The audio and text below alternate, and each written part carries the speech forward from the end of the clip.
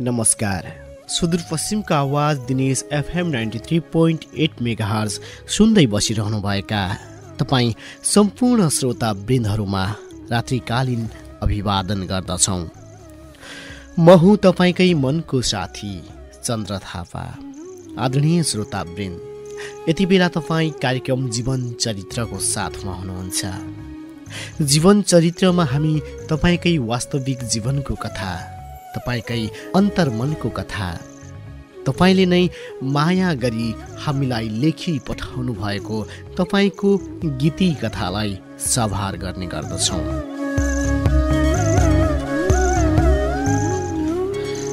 आदरणीय श्रोतावृन्द, जीवन चरित्रलाई तपाईँ यति बेला सुदूरपश्चिमको आवाज दिनेश FM 93.8 मेगाहर्ज मार्फत सुनिरहनु भएको छ। त्यसै गरी www.dineshfm.com.np मार्फत पनि सुनिरहनु भएको छ।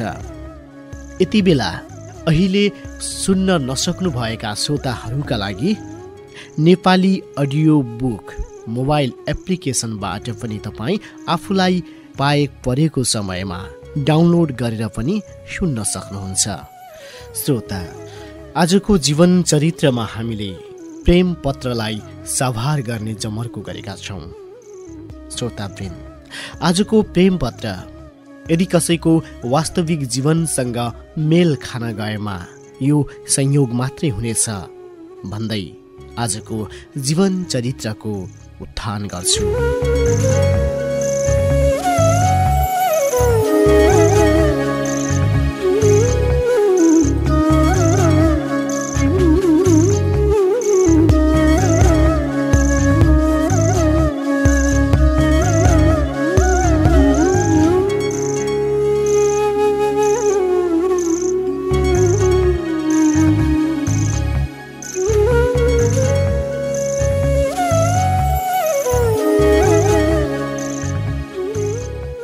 प्रिय कला, मलाई याद छ अझै त्यो समय, त्यो परिवेश।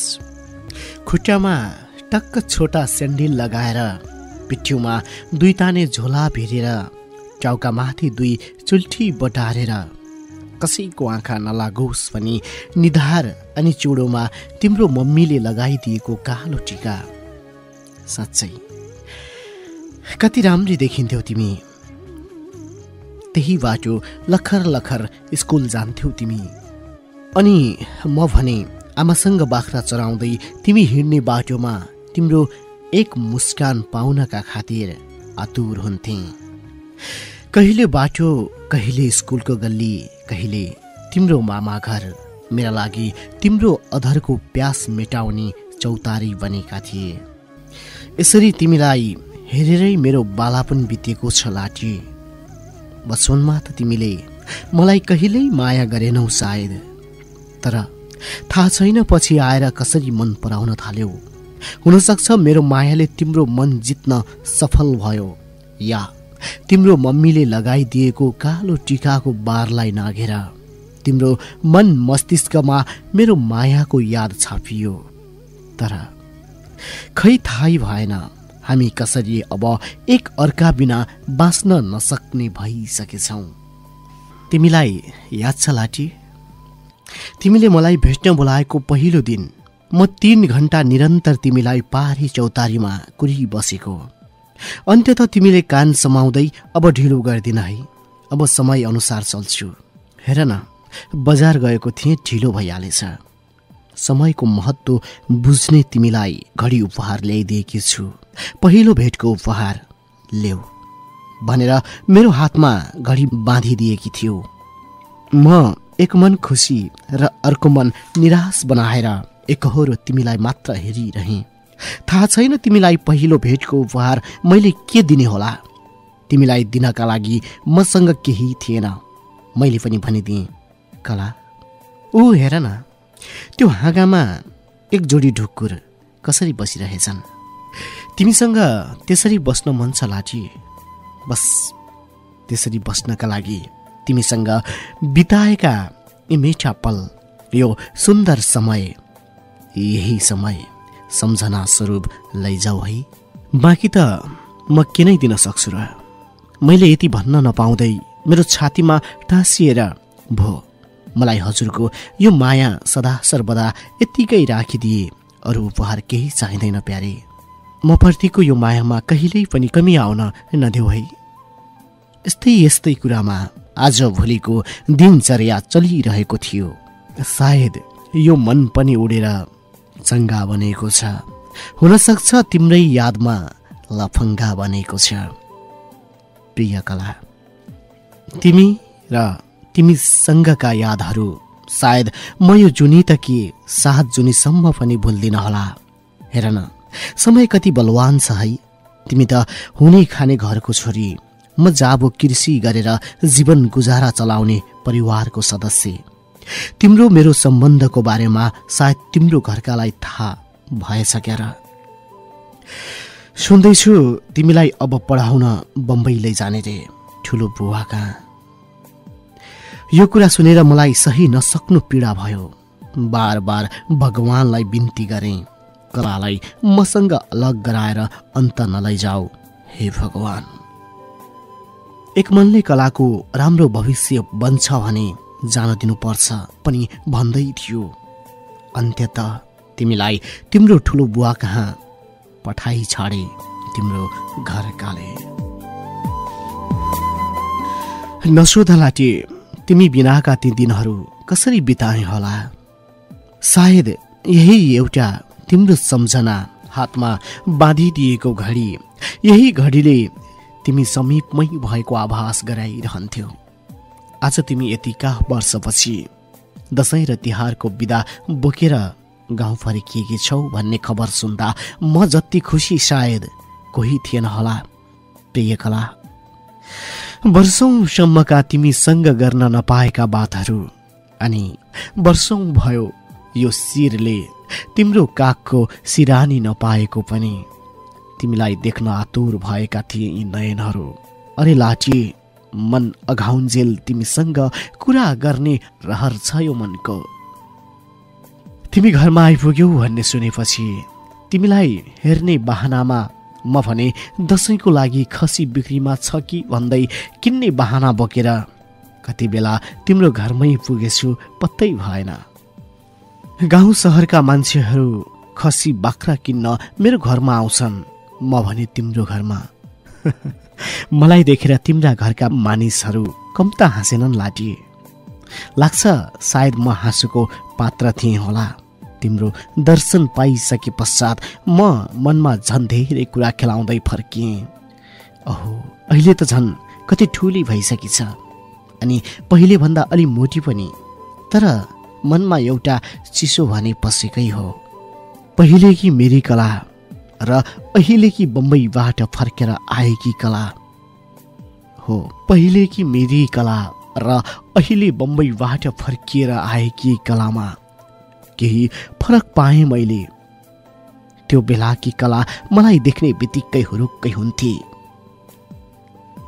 अहिलेकी कला मलाई देखेर पनि नदेखे झैं गरी भित्र पसी।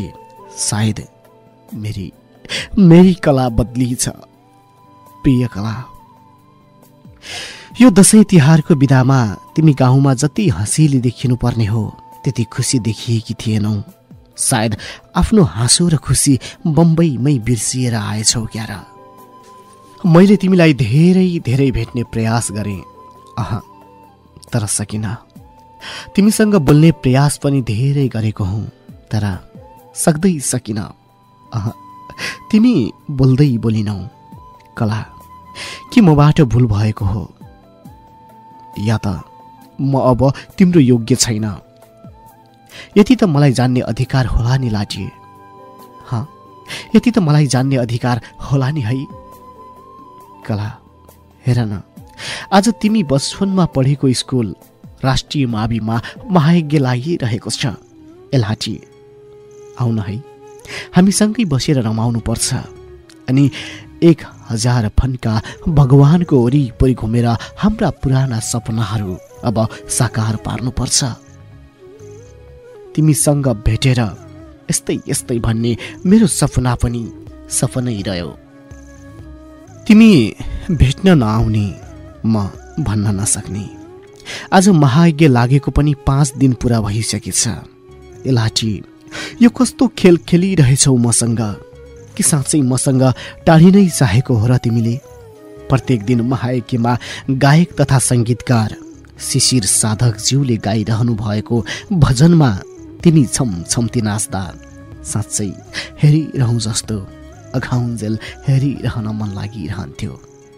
दित मरुन्जेल अझै पनि हेर्न पाएन तिमीलाई।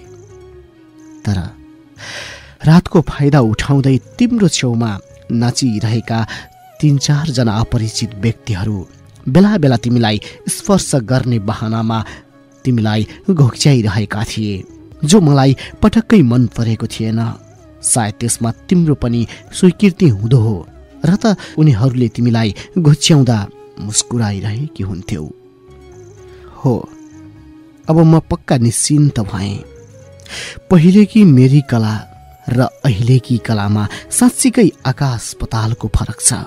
आज त महायज्ञको अन्तिम दिन, अब भोलिबाट तिमीलाई देखौला नदेखौला आज अघाउन्जेल हेर्छु भनेर निकै बेरदेखि यो भिडमा तिमीलाई खोजिरहेका यी आँखाहरू तर कतै पनि देखिन। आधी रात भइसक्यो, तिमीलाई देख्ने कुनै सुरसार नमिलेपछि थकित भएका यी नयनहरू निराश मनलाई लिएर एक छेउमा बसेको मात्र के थिए। 3-4 जना केटाहरूसँग परैबाट मस्किँदै भजन मण्डलतर्फ आउँदै गरेको तिमीलाई देखे। महायज्ञ लगभग समापनकै क्रममा थियो। केही छिनमै सबैजना आफ्नो वासस्थानतर्फ फर्कने क्रम चल्यो। मैले निकै बलियो मन बनाएर सोधेँ, कला, तिमीलाई घरसम्म छोडिदिउँ? तिमी घरसम्म पुर्याउन त के? मसँग बोल्न मानिरहेकी थिएनौ र भनिहाल्यौ पनि। पर्दैन, दाइहरू हुनुहुन्छ, म गइहाल्छु। हुन्छ, ठिकै छ, ल जाऊ है, शुभरात्रि। यही भनेर तिमीसँग त्यो रात म छुटिएँ। आज महायज्ञको अन्तिम दिन पनि तिमीलाई अघाउन्जेल हेर्न मन थियो, त्यो पुरा हुन सकेन। म निराश मन बोकेर फर्किएँ। भोलि गाउँकै एक साथीको घरमा बिहेको भोज थियो। राति रमाइलोको लागि साउन्ड सिस्टम पनि जोडेका थिए। मलाई पुरा विश्वास थियो कि आज म मेरी कलाको मोडर्न डान्स हेर्न पाउँछु। मैले तिम्रो भजनसँग तिमी नाचेको त त्यो महायज्ञमा अघाउन्जेल हेरिसके लाटी। अब तिम्रो मोडर्न डान्स हेर्न रहछ। बस मलाई विश्वास थियो कि आज यो बिहेको पार्टीमा म तिम्रो मोडर्न डान्स हेर्न पाउँछु। नभन्दै तिमी पनि आयौ, तर तिम्रो डान्स हेर्न त कता हो कता। झन् तिमी त अस्ति महायज्ञमा तिमीलाई जिस्क्याउने केटाहरूसँग मुस्कँदै कता गयो पत्तै भएन। कला, मलाई थाहा छैन किन तिमी यस्तो गरिरहेछौ। सायद तिमीमा वैश्यको पालुवा चढ्दैछ होला। एलाटी, आफूले आफूलाई सम्हाल, कहीँ यस्तो नहोस् कसैको चित्र देखाउने ऐना चर्किएर आफै भित्रको चरित्र देखियोस्। हो, आज यो मन यति रोएको छ, सायद भनिसाध्य छैन। थाहा छैन मेरी कला, जसलाई म आफूलाई भन्दा बढी चाहन्थे, आफूलाई भन्दा बढी उसलाई माया गर्थे। आज उसैले नहेरेपछि, उसैले नसुनिदिएपछि यी मनभित्रका सारा सारा सपनाहरू सिसासरी चकनाचुर भए एकाएक। माया र सङ्घर्ष, यो दुबाटोमा हिँड्दा हिँड्दै मनको साथी छुटिसकेको पत्तै भएनछ। ए लाठी, साँच्चै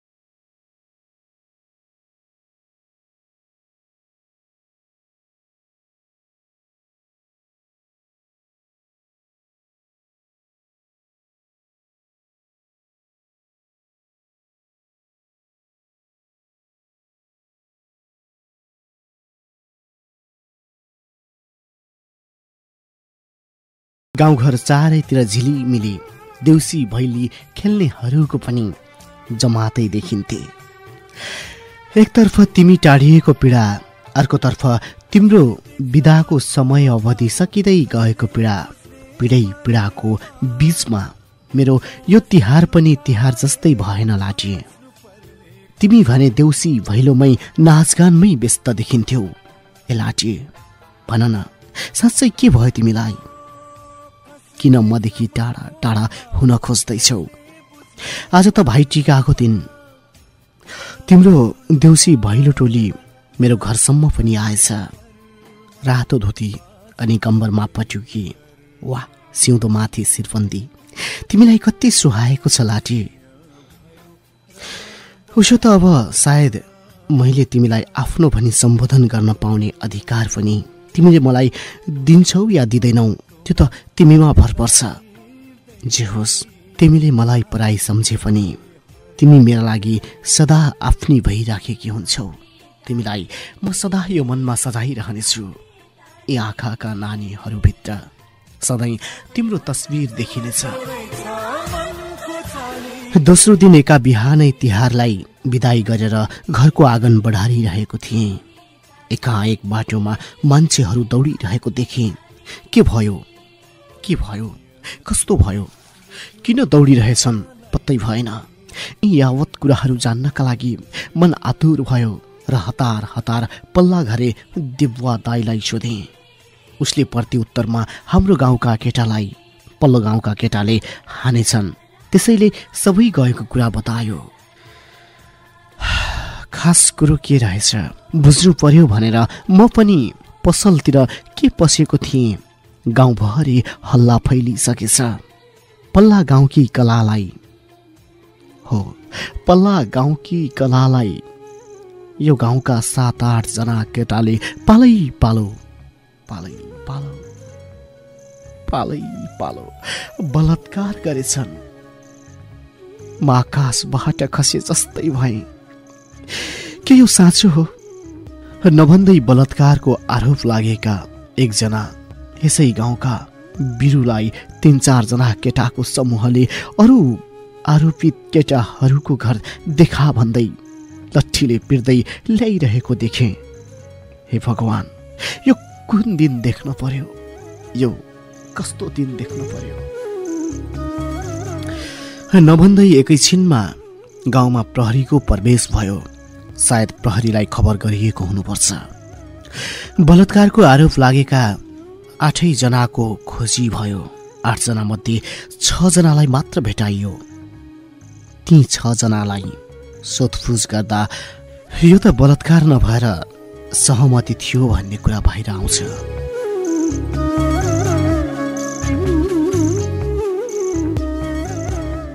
उसो त यो घटना घटेको पनि 7-8 दिन भइसकेको रहेछ। 1 हप्ता पहिलेको घटना 1 हप्ता पछि आएर खोलिन्छ, त्यो पनि बाहिर अरू कसैले गर्दा। मात्र एक पटक अब तिमीलाई सोध्न मन छ लाठी, के हो? के यो साँचो हो? कला, यदि यो साँचो हो भने तिमी किन यतिका दिन चुप बस्यौ? के यसमा तिम्रो समर्थन छ र? उता गाउँभरिका मान्छेहरू भेला भएर आरोपित 6-7 जनालाई जनावरलाई कुटी जस्तै गरी कुटिरहेका छन्।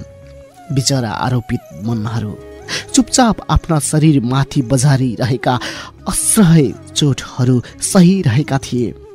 घटना त्यही दिन घटेको रहेछ। जुन दिन स्कुलको महायज्ञ सकिएको भोलिपल्ट बिहेको पार्टी थियो। जुन दिन तिम्रो मोडर्न नाच हेर्ने मेरो रहर अधुरो बनाएकी थियौ तिमीले। तर लाठी, मैले नबुझेको कुरा, तिमी माथि बलात्कार भएको थियो या तिमीहरू सबैको सहमतिमा यो सब भयो? अर्थात् तिमीले नाइ भन्नै सकिनौ। यो बेला, यो समयमा अब तिमी नाजवाफ रहेर हुन्छ र लाठी। बिचारा 8 जना आरोपित मध्ये 1 जना भाग्न सफल भएछ। बाँकी 7 जनालाई गाउँका बनाउँदाहरूले छलफल गर्न नसकेपछि प्रहरीले जिल्ला चलान गर्यो। बिचरा ती आरोपितहरू पनि तिमी जस्तै बिदामा गाउँ आएका हुन् लाठी। तिमी त फेरि फर्किन पाउँछौ। थाहा छैन तिमीसँग हातमा हतकडी लगाएर गएका गाउँका स्यालहरू जो बजार पसेदेखि बुवासा बनेर निस्किए हो, तिनीहरू तिमीसँग फर्कन पाउँछन् या पाउँदैनन् थाहा छैन। उसो त मलाई सहर पटक्कै मन पर्दैन थियो। जुन दिन तिमी सहर पस्यौ त्यो दिनदेखि तिमी बदलिएकी थियौ लाठी। त्यो दिनदेखि बदलिएछन् यी गाउँका केटाहरू पनि। सहर पसेर मेरो चोखो मायालाई किन्ने हिम्मतसम्म गरेछन् यिनीहरूले। त्यसैले मलाई सहर पटक्कै मन पर्दैन लाठी। थाहा छ नि, गाउँमा हुँदा तिमी जस्तै पवित्र तिम्रो मेरो माया आज तिमी सहर गएपछि बदलिएछ। सहरमा त मायालाई पैसामा जोग्छन् अरे हो। त्यसैले मलाई सहर मन पर्दैन। सहरमा त माया हराउँदो रहेछ। सहरमा माया हराउँदो रहेछ। सहर मलाई मन पर्दैन, माया हराउँदो रहेछ।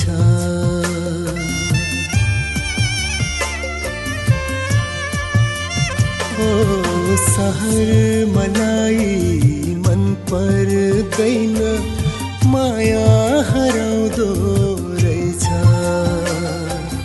चोखो माया गर्नेलाई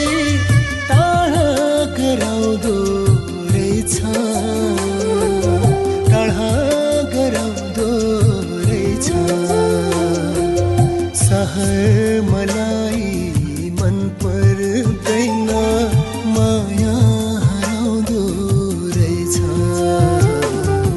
माया हराउँदो रहेछ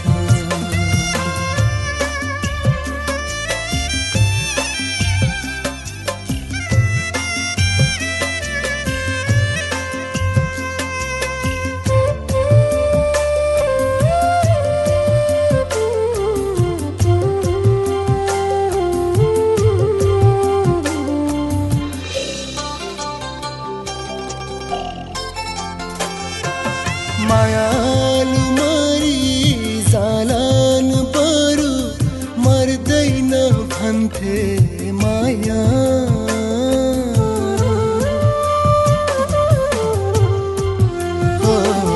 मायालु मरी जालान बरु मर्दैन भन्थे माया घुम्ती पिछे मायालु फेरिन्छन् मरिरहन्छ माया यहाँ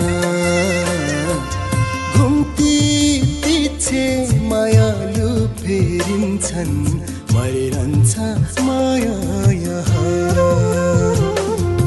सहर मलाई मन पर्दैन माया हराउँदो रहेछ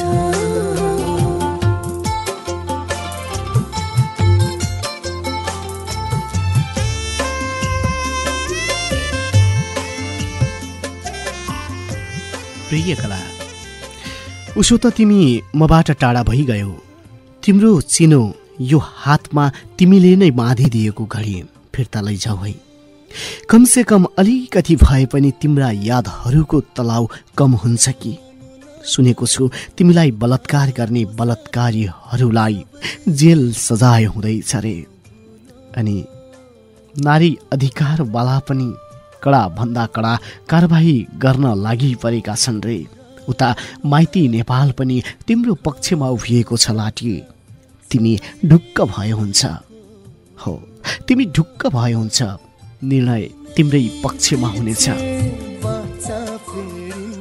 अब तिमीले जे चाहन्छौ त्यही हुनेछ तर समय तिम्रो पक्षमा उभियो भन्दैमा तिमीले फेरि पनि समयको गलत फाइदा उठाउने छैनौ लाटी यसको मतलब मैले यो भन्न खोजेको होइन कि केटाहरूलाई सजाय नहोस् गल्ती गर्नेहरूले सजायको भागीदार हुनै पर्दछ तर यतिसम्म होइन कि कसैको जीवन नै बर्बाद बनोस् उसो त तिमीले के मेरो जीवन बर्बाद भएन र भन्ने प्रत्युत्तर गरौली मैले त देखिन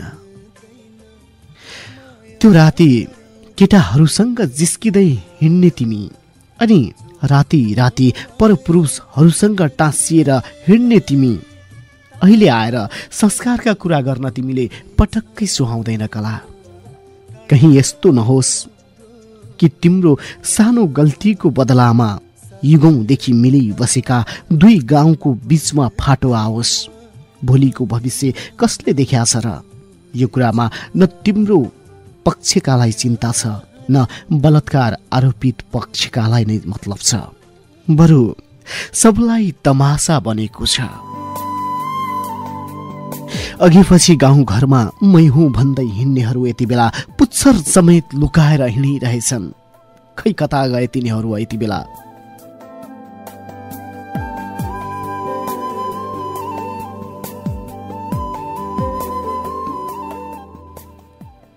प्रिय कला धेरै त के भनौं सायद यो पत्र तिम्रो हात हुँदै कानसम्म पुगुन्जेलसम्म म तिम्रा यादलाई तिम्रो गाउँमा छोडेर धेरै टाढा गइसकेको हुनेछु जहाँ न तिम्रो याद हुनेछ न तिमी हुनेछौ बरु म अनि मेरो नयाँ संसार हुनेछ हो म अनि मेरो नयाँ जीवन हुनेछ कुनै मोडमा यदि भेट भएछ भने फर्केर हेर्न नभुल्नु है कला आजलाई म यो तिम्रो यादका खाटाहरूले बनाएको घाउको कालो कलमबाट विदाईका हातहरू हल्लाउँदै तिमीलाई यो दलदलबाट छिट्टै उन्मुक्ति मिलोस् लाख लाख शुभकामना। उही तिम्रो बन्न नसकेको अपाङ्ग प्रेमी तर सपाङ्ग व्यक्ति दोषीहरूकै बस्तीबाट।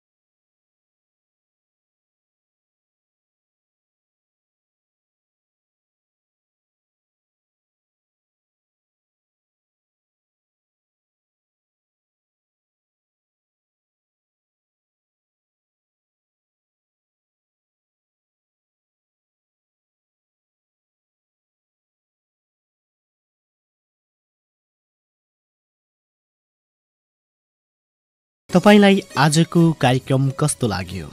हाम्रो कार्यक्रमप्रति तपाईका कुनै सल्लाह सुझाव या प्रतिक्रिया भए हामीलाई लेखी पठाउन नभुल्नुहोस् है। जसको लागि हामीलाई लेखी पठाउने ठेगाना कार्यक्रम जीवन चरित्र, सुदूरपश्चिमको आवाज, दिनेश FM 93.8 मेगाहर्ज, धनगढी 4, उत्तर बेहेनी, कैलाली। यही ठेगानामा तपाईँ हामीलाई हाम्रो कार्यक्रमप्रति तपाईका कुनै सल्लाह सुझाव या प्रतिक्रिया छन् भने लेखी पठाउन सक्नुहुन्छ। त्यसै गरी हाम्रो कार्यक्रमको निमित्त तपाईका कुनै वास्तविक जीवनका घटना, तपाईकै काल्पनिक जीवनका घटना, तपाईकै अन्तर्मनका कथा, गीती कथाहरू छन् भने पनि हामीलाई लेखी पठाउन सक्नुहुन्छ यही ठेगानामा। यदि तपाईँ कामकै सिलसिलामा धनगढीतर्फ पस्नु भएको छ भने पनि उत्तर बेहडी स्थित दिनेश FM को भवनमा आएर पनि आफ्नो पत्रलाई छोड्न सक्नुहुन्छ।